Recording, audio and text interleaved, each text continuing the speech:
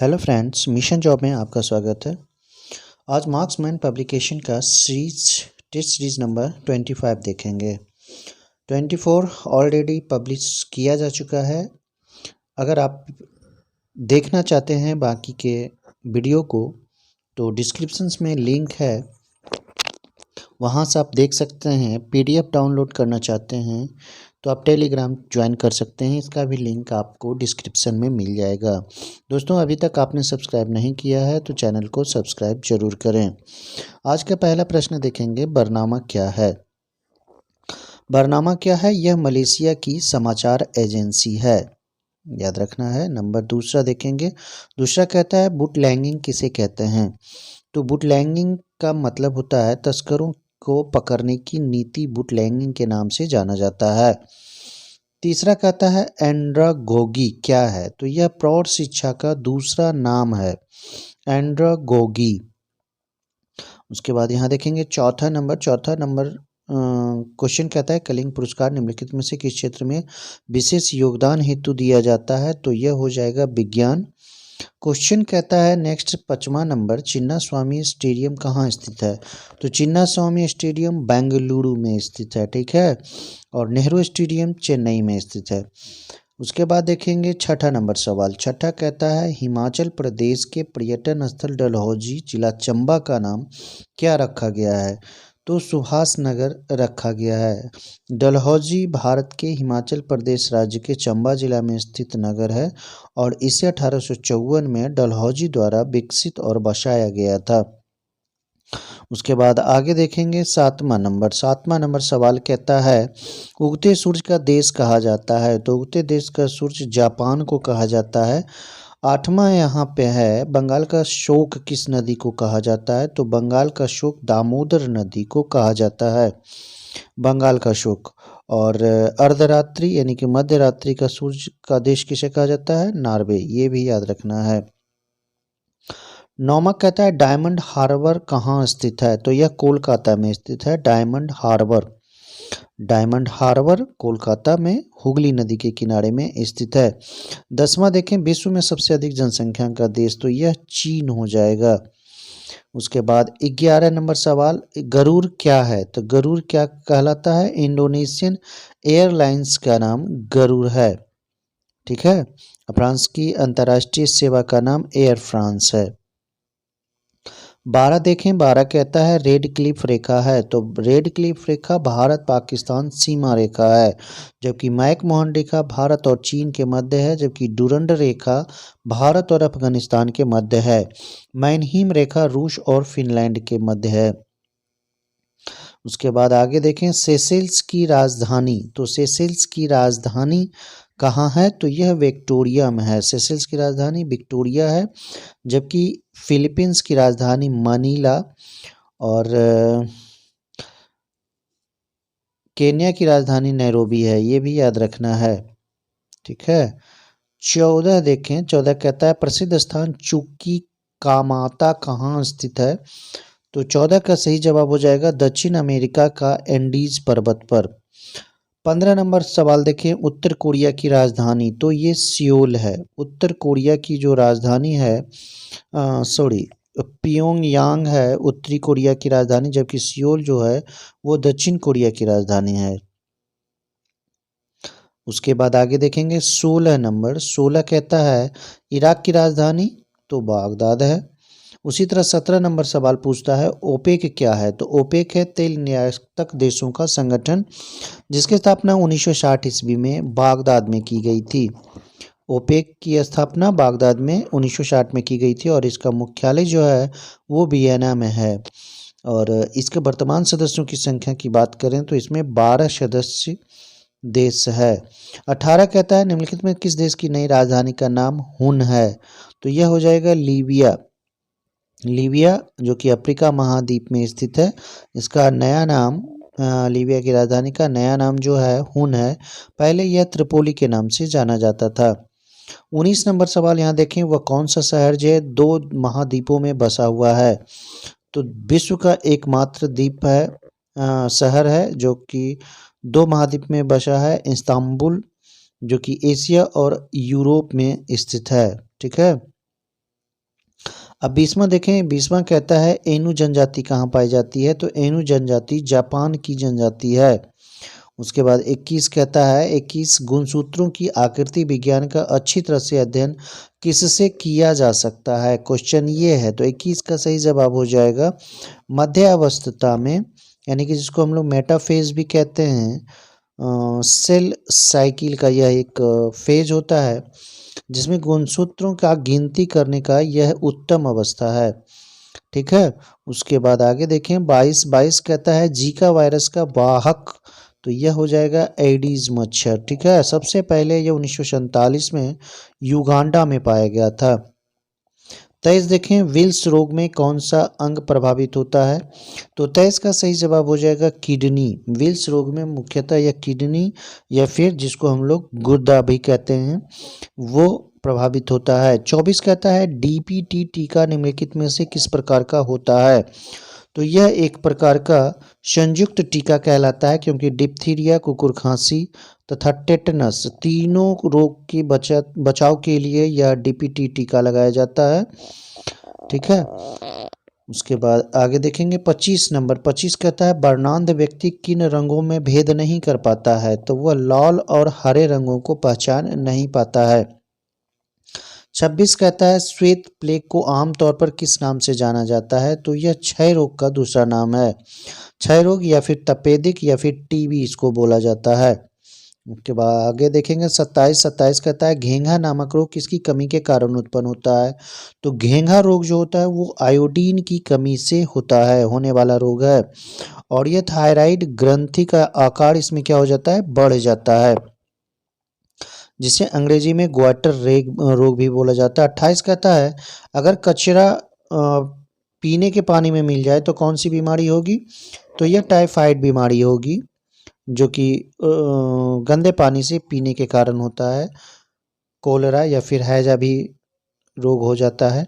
29 कहता है लौहमयता एक रोग है जो श्वास के साथ निम्नलिखित में से क्या अंदर लेने से होता है, तो यह हो जाएगा लौह धूल। उसके बाद आगे देखेंगे 30 नंबर। 30 कहता है निम्नलिखित में से क्या अलिंग सूत्रीय व्यवस्था डोमिनेंट ऑटोसोमल डिसऑर्डर है, तो इसका सही जवाब हो जाएगा अल्जाइमर रोग। ठीक है, ये ऑप्शंस में से अल्जाइमर रोग ही है जो डोमिनेंट ऑटोसोमल डिसऑर्डर है। और अल्जाइमर से मस्तिष्क जो है वो प्रभावित होता है। पोलिया यानी कि पोलियो किस कारण होता है इसे बताना है, तो पोलियो जो होता है वो पोलियोमाइलिटिस विषाणु से होता है और यह तंत्रिका तंत्र को प्रभावित करता है, ये भी याद रखना है।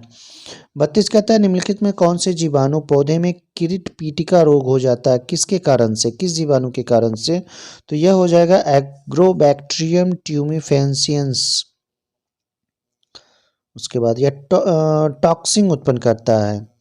33 कहता है कौन सा बैक्टीरिया निमोनिया रोग का कारण होता है, तो निमोनिया रोग का जो कारण होता है वो होता है काकाई बैक्टीरिया या स्ट्रेप्टोकोकस न्यूमोनिक के कारण, और यह जीवाणु होता है। और निमोनिया जो होता है फेफड़ा से संबंधित रोग है, ये भी याद रखना है इस चीज़ को।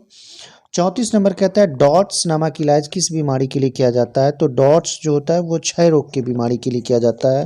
डॉट्स मतलब जान लें क्या होता है, dots DOTS directly observe treatment shortcuts इसको बोला जाता है। D से डायरेक्टली, O से ऑब्जर्व, T से ट्रीटमेंट और S से शॉर्ट कोर्स, डॉट्स इसका इलाज है। ठीक है, उसके बाद इसमें मुफ्त इलाज किया जाता है। 35 नंबर देखें प्रसिद्ध विकासवादी चार्ल्स डार्विन ने अपनी किस पुस्तक में अपने सिद्धांत का प्रतिपादन किया है, तो इसका सही जवाब हो जाएगा द ओरिजिन ऑफ स्पीच, जो कि 1859 ईस्वी में लिखा गया है। द ओरिजिन ऑफ स्पीच 1859 ईस्वी में लिखा गया है। इसका हिंदी है प्राकृतिक वर्णन द्वारा जातियों की उत्पत्ति। 36 कहता है इनेस्थेटिक्स के रूप में निम्नलिखित में से क्या प्रयोग किया जाता है, तो यह कहा जाता है नाइट्रस ऑक्साइड का प्रयोग किया जाता है एनेस्थेटिक्स के रूप में, या फिर इसको हम कहते हैं निश्चेतक के रूप में। 37 कहता है रेशम कीट अपने जीवन चक्र में किस चरण में वाणिज्यिक प्रयोग का तंतु पैदा करता है? तो इसका सही जवाब हो जाएगा प्यूपा। प्यूपा या फिर कोकून हम लोग इसको कहते हैं। 38 कहता है ऑर्निथोफिली किसके द्वारा होता है? तो ऑर्निथोफिली जो होता है वो पक्षियों के द्वारा होता है, जबकि घोंघे द्वारा अगर अगर परागण की क्रिया होती है तो इसको मैल्कोफिली बोला जाता है। कीटों द्वारा परागण को एंटोमोफोइली और चमगादड़ द्वारा जूफिली बोला जाता है। 39 कहता है क्लोरोफिल में क्या होता है? तो क्लोरोफिल में मैग्नीशियम धातु पाया जाता है।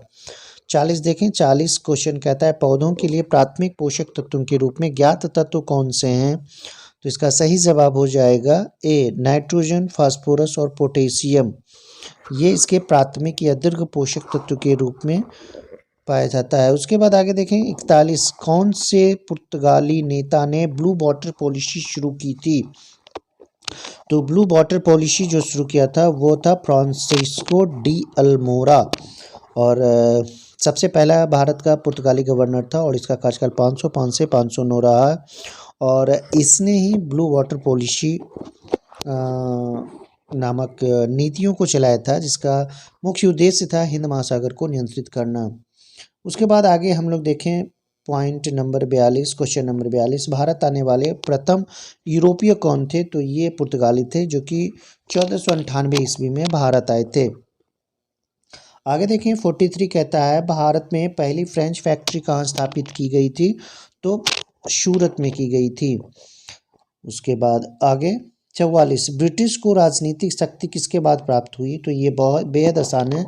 1757 ईस्वी, 23 जून 1757 ईस्वी में जो रॉबर्ट क्लाइव के नेतृत्व में ये प्लासी का युद्ध लड़ा गया था 1757 ईस्वी में, और इसके ये जीत के साथ ही ब्रिटिश को राजनीतिक शक्ति प्राप्त हो गई थी। 45 कहता है थियोसॉफिकल सोसाइटी के संस्थापक? तो ये मैडम ब्लाटोवस्की थे, इसे भी याद रखना है। 1875 ईस्वी में न्यूयॉर्क में, जबकि मद्रास में अडयार के निकट भारत में थियोसॉफिकल सोसाइटी की स्थापना की गई थी। उसके बाद आगे 46 नंबर देखें, 46 कहता है अलीगढ़ में स्थित जामिया मिलिया इस्लामिया विश्वविद्यालय के प्रथम कुलपति? तो ये हकीम अजमल खान थे, हकीम अजमल खान। 47 कहता है निम्नलिखित में से कौन भारत में सामाजिक और धार्मिक सुधार में सक्रियता से नहीं जुड़े थे? तो कौन से नहीं जुड़े थे? तो भारतेंदु हरिश्चंद्र का नाम आता है इसमें। अब देखें 48 नंबर, 48 कहता है आचार्य आर्य समाज के संस्थापक कौन थे? तो आर्य समाज के जो संस्थापक माने जाते हैं वो हैं दयानंद सरस्वती, दयानंद सरस्वती। उसके बाद हम लोग 49 का 49 को देखेंगे। 49 कहता है पश्चिमी शिक्षा का श्री गणेश किस स्वतंत्रता सेनानी द्वारा किया गया था? तो राजा राम मोहन राय इसके पक्षधर थे, राजा राम मोहन राय। उसके बाद आगे देखेंगे 50 नंबर, सामान्यतः किसे भारतीय पुनर्जागरण का जनक? तो ये राजा राम मोहन राय हैं, जिनका नाम कह सकते हैं राजा राम मोहन राय, पुनर्जागरण का जनक किया। ठीक है। 51 1870 ईस्वी में भारतीय सुधार संघ के संस्थापक? ये केशव चंद्र सेन थे। 52 कहता है भारत की थियोसॉफिकल सोसाइटी के संस्थापक? तो 52 का सही जवाब हो जाएगा मैडम ब्लाटोवस्की। ठीक है, डी आंसर। 53 कहता है बहावी आंदोलन का मुख्य उद्देश्य क्या था? तो बहावी आंदोलन जो कि 1828 ईस्वी से 1888 ईस्वी तक चला था, इसका प्रवर्तक जो था सैयद अहमद थे और मुख्य केंद्र पटना शहर था, याद रखना है। और इसका जो मुख्य उद्देश्य था इस्लाम को परिशुद्ध करना, यानी कि आपका बी सही जवाब हो जाएगा। 54 देखें कलकत्ता में एशियाटिक सोसाइटी की स्थापना किसके द्वारा की गई थी? तो यह सर विलियम जोन्स के द्वारा 1784 ईस्वी में किया गया था। उसके बाद 55 देखें, 55 कहता है शारदा अधिनियम का संबंध किससे है? तो इसका संबंध बाल विवाह से है। शारदा अधिनियम 1929 ईस्वी में, ठीक है, और डॉक्टर हरविलास शारदा के नाम से यह शारदा अधिनियम पारित हुआ था। 56 निम्नलिखित में कौन सी पत्रिका का उसके संपादक से सही मिलान नहीं हुआ है, ये देखना है। इसका सही जवाब हो जाएगा संध्या वारिंद्र घोष। ठीक है। 56 का सही जवाब हो जाएगा संध्या बारिंद्र घोष। देखिए, अनुशीलन समिति का गठन 1902 में 1902 ईस्वी में गठन किया गया था और ज्ञानेंद्र नाथ बसु ने किया था। ठीक है।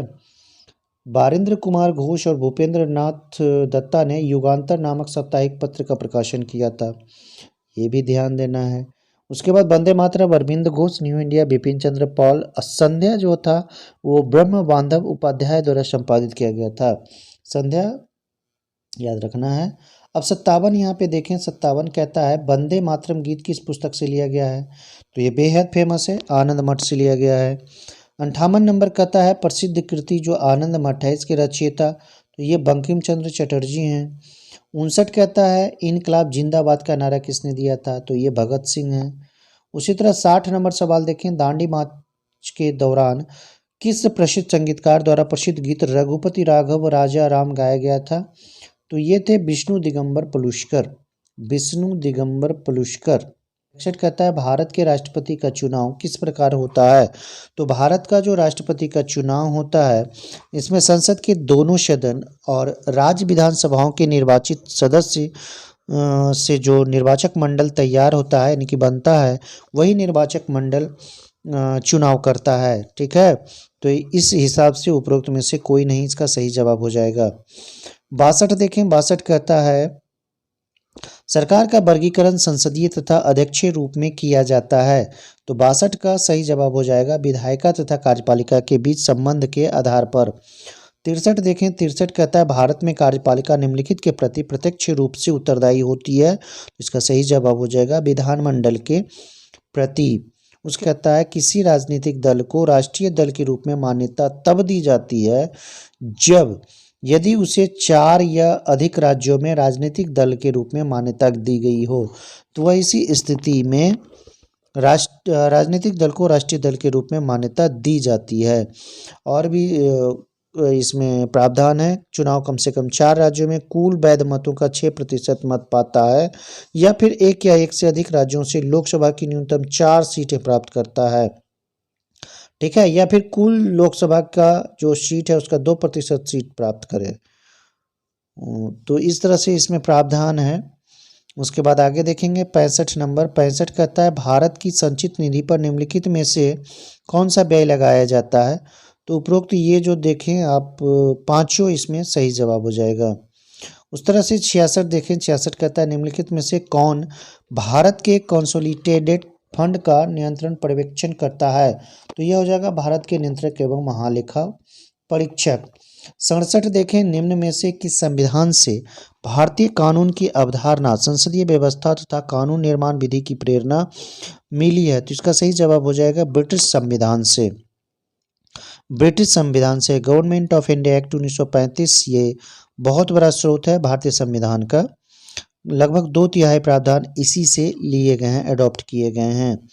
68 कहता है संसद बनती है, संसद किस चीज से बनता है, तो संसद 3 चीज से बनता है, लोकसभा, राज्यसभा और राष्ट्रपति, लेकिन उपरोक्त ये तीनों गलत है, यानी कि डी आपका सही जवाब हो जाएगा। 69 देखिए, 69 कहता है संसद किसके बिना काम नहीं कर सकती, बेहद आसान है, आप ऑप्शंस देखें, ऑप्शंस में ये गलत है, ये सही है, संसद सदस्य के बिना संसद काम नहीं कर सकती है। अब 70 देखें, 70 कहता है भारत का सर्वोच्च न्यायालय भारत के मुख्य न्यायाधीश और अधिकतम 33 अन्य न्यायाधीशों से मिलकर बना है, यानी कि कुल 34 न्यायाधीश इसमें होते हैं।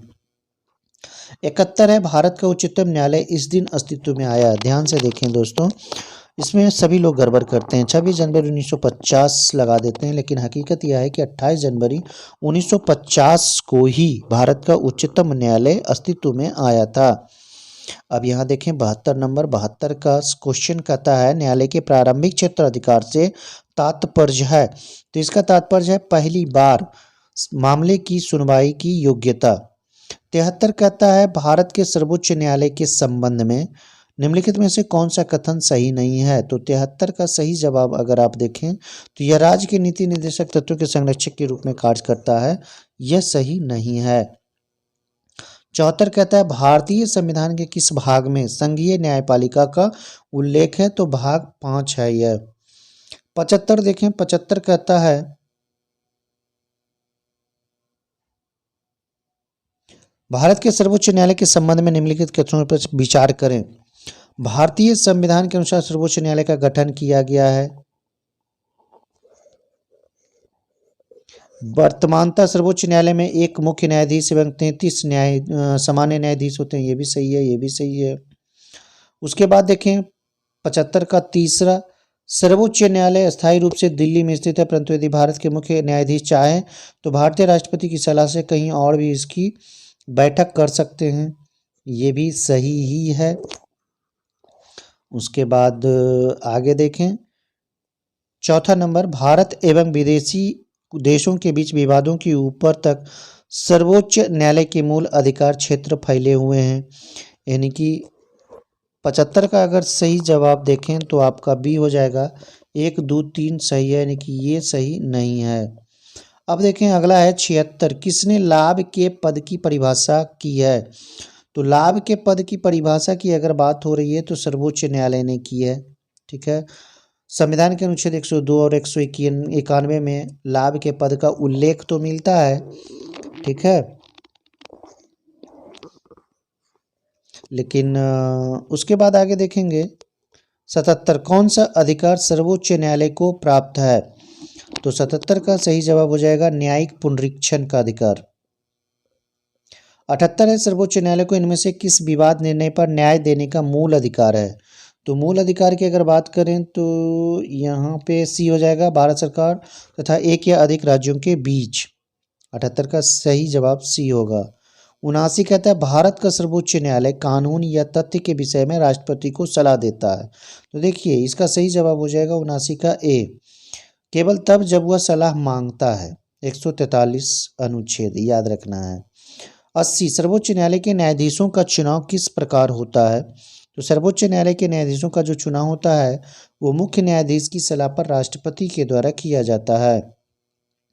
81 देखें, निम्नलिखित में से कौन सी नदी का मुहाना नहीं है। तो कौन सी नदी है, ये ताप्ती है, डेल्टा नहीं एस्चुरी बनाती है। 82 है, भारत के दक्षिणी प्रायद्वीप में कौन सी नदी देश के दूसरे सबसे बड़े नदी क्षेत्र का निर्माण करती है। तो वो नदी है गोदावरी, गंगा के बाद। 83, किस नदी के बेसिन को भारत के उत्तरी 10 राज्यों द्वारा बांटा गया है। तो यह गंगा नदी हो जाएगा। 84 कहता है सरिस्का और रणथंभौर निम्नलिखित में से किसका सुरक्षित स्थान है। तो यह बाघ का सुरक्षित स्थान है। बाघ 1973 में टाइगर रिजर्व घोषित किया गया था रणथंभौर नेशनल पार्क को, जबकि सरिस्का को 1978 में टाइगर रिजर्व घोषित किया गया था, याद रखना है। 85, निम्नलिखित में कौन सा राज्य भारत का प्रथम कार्बन मुक्त राज्य बन गया है। तो यह है हिमाचल प्रदेश। 86 देखेंगे 86, भारत में निम्नलिखित में से कौन सा जैव reserve world network of biosphere reserve में शामिल नहीं है। तो यहाँ देखें 86 का सही जवाब हो जाएगा कॉर्बेट।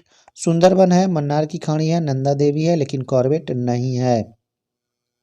87 कहता है गेंडे के लिए प्रसिद्ध अभयारण्य कौन सा है और यह किस राज्य में स्थित है। तो 87 का सही जवाब हो जाएगा काजीरंगा, जो कि आसाम में स्थित है। काजीरंगा जो कि आसाम में स्थित है, गैंडों का प्राकृतिक निवास स्थल है यह। 88 कहता है चिपको नारा पारिस्थितिकी स्थायी अर्थव्यवस्था है, किसने गढ़ा था। तो यह सुंदरलाल बहुगुणा के द्वारा। 89, भारत में वर्ष 1936 में स्थापित प्रथम राष्ट्रीय उद्यान का क्या नाम रखा गया था। तो हेली राष्ट्रीय उद्यान रखा गया था, हेली, जिसका बाद में इसका नामकरण जिम कॉर्बेट राष्ट्रीय उद्यान के नाम से जाना गया। यह उत्तराखंड में स्थित है। 90, निम्नलिखित में से भारत का कौन सा क्षेत्र उष्णकटिबंधीय सदाबहार वन से ढका हुआ है। तो यह हो जाएगा पश्चिमी घाट।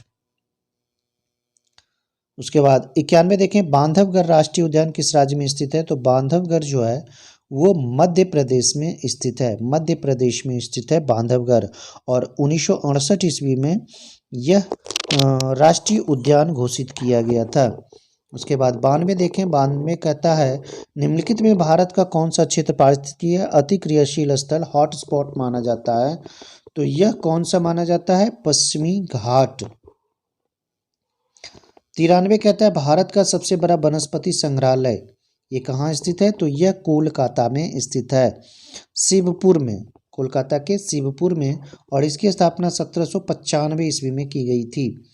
94 कहता है निम्नलिखित में किस राज्य में दम्पा टाइगर रिजर्व स्थित है? तो यह मिजोरम में स्थित है और इसकी स्थापना 1985 ईस्वी में की गई थी और 1994 ईस्वी में टाइगर रिजर्व इसे घोषित किया गया था। 95 कहता है पूर्णतः कार्बनिक ऑर्गेनिक बनाने वाला प्रथम भारतीय राज्य, तो यह सिक्किम हो जाएगा, सिक्किम राज्य। उसके बाद आगे देखेंगे, आगे कहता है 96 भारतवर्ष में खरीफ की फसल की कटाई वर्ष के किन महीनों में की जाती है? तो कटाई जो है वो किन महीनों में की जाती है? तो मेन चीज़ जो इसमें याद रखने योग्य बातें हैं, रबी, खरीफ और जायद 3 प्रकार की फसलें भारत में उगाई जाती है। रबी अक्टूबर नवंबर में रोपा जाता है और मार्च अप्रैल में काटा जाता है, जबकि खरीफ की बुआई जो होती है वो जून जुलाई में होती है और कटाई सितंबर अक्टूबर में होती है, यानी कि इसका सही जवाब हो जाएगा सितंबर अक्टूबर। और जायद फसल गर्मी के मौसम में उगाई जाती है जिसमें मुख्यतः सब्जियां होती है। 97 कहा जाता है केरल में समुद्री तट की रेत में भरपूर मात्रा में क्या पाया जाता है? तो यह थोड़ियम के अयस्क पाए जाते हैं। 98 कहता है निम्नलिखित में से कौन सा क्षेत्र कोयला भंडार में सबसे अधिक समृद्ध है? तो 98 का सही जवाब हो जाएगा दामोदर घाटी, जिसमें 90% अधिक कोयला उत्पादक क्षेत्र यहीं से हैं। ये देखिए दामोदर घाटी, सोन घाटी, गोदावरी कोयला क्षेत्र, महानदी कोयला क्षेत्र, ये सब जो है गोंडवाना तंत्र के अंतर्गत आता है, गोंडवाना लैंड, और देश का 90% कोयला उत्पादक क्षेत्र यहीं से है। रानीगंज कोयला क्षेत्र भी दामोदर घाटी में ही है, देश का सबसे महत्वपूर्ण एवं बड़ा कोयला क्षेत्र है यह। अब 99 देखें, 99 कहता है यहाँ पे भारत में सबसे बड़ी सिंचाई नहर तो इंदिरा गांधी नहर है जो कि सतलज पर स्थित है। यह परियोजना विश्व की सबसे बड़ी परियोजनाओं में से एक है और यह हरिके बैराज पंजाब से निकलती है। ठीक है, इससे सिंचाई जो होता है मुख्यतः पंजाब, हरियाणा और राजस्थान में की जाती है और लंबाई जो है वो 9425 किलोमीटर है इस नहर की लंबाई। अब देखिए 100 नंबर, 100 और आज का लास्ट, दामोदर वैली कॉरपोरेशन क्या है? तो 1948 ईस्वी में दामोदर घाटी निगम भारत सरकार के ऊर्जा मंत्रालय के द्वारा बनाया गया था और यह एक संवैधानिक निकाय है, यानी कि ए आपका सही जवाब हो जाएगा। दोस्तों वीडियो कैसा लगा लाइक और कमेंट जरूर करें, दोस्तों को ज़्यादा से ज़्यादा शेयर करें। धन्यवाद।